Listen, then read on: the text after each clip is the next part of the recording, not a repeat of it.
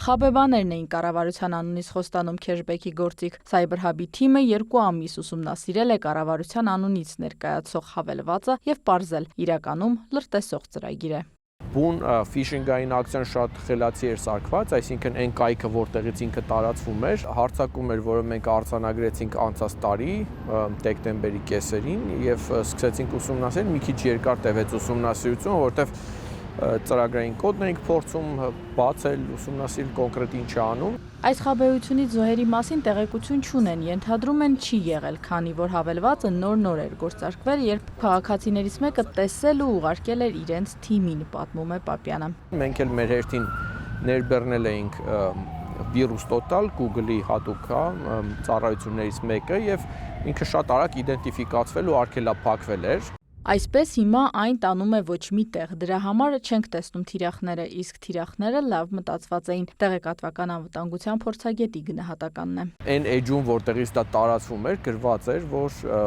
եթե դուք այս հավելվածը ներբեռնեք, սրանով սկանավորեք ձեր ՀԴՄ-ները, դա կարող եք ներկայացնել կառավարության եւ ստանալ համապատասխան բոնուսներ։ Բանն այն է, որ հավելված ստեղծող խաբեբաները ուսումնասիրել են հայկական դաշտը, տեղեկացված են եղել, որ Հայաստանի կառավարությունը պարբերաբար դիմում է քաղաքացիներին ՀԴՄ-ներ պահանջելու կոչերով, խրախուսում անկանխիկ գործարքները, հետվճարների տարբեր մեխանիզմներ գործի դնելով։ Հենց դա էլ որպես խայծ կիրառում էին, մինչդեռ հավելվածը ներբեռնելու էինք լրտեսող ծրագիր։ Իր մեջ տրոյական ծրագիր կար, այսինքն եթե դուք տեղադրում եք հավելվածը, դա նշանակում էր հետո հավելվածը սկսելու էր հեռախոսի միջից դուրս հանել ձեր տվյալները, քարտային, ֆինանսական եւ այլն եւ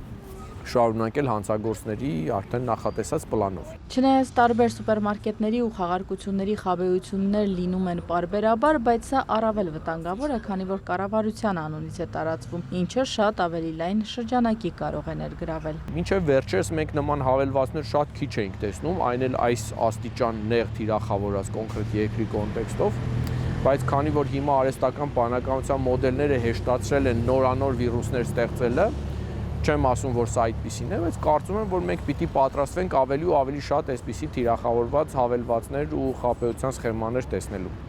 Հորդորը նույնն է, ստուգեք պետական հայտարարությունները, պաշտոնական gov.am տիրույթը, կասկածանքով մոտեցեք հետվճարների կամ սուբսիդիաների խոստումներին, երբեք մի մուտքագրեք ֆինանսական տվյալներ անհայտ հավելվածներում եւ եթե որևէ հավելված անծանոթ է, ուղարկեք Cyber Hub-ի թիմին, ինչպես արել է այս հավելվածը տեսած քաղաքացին ներբեռնելուց առաջ։ Իրինա Մկրտչյան, Դավիթ Մաչկալյան, լուրեր։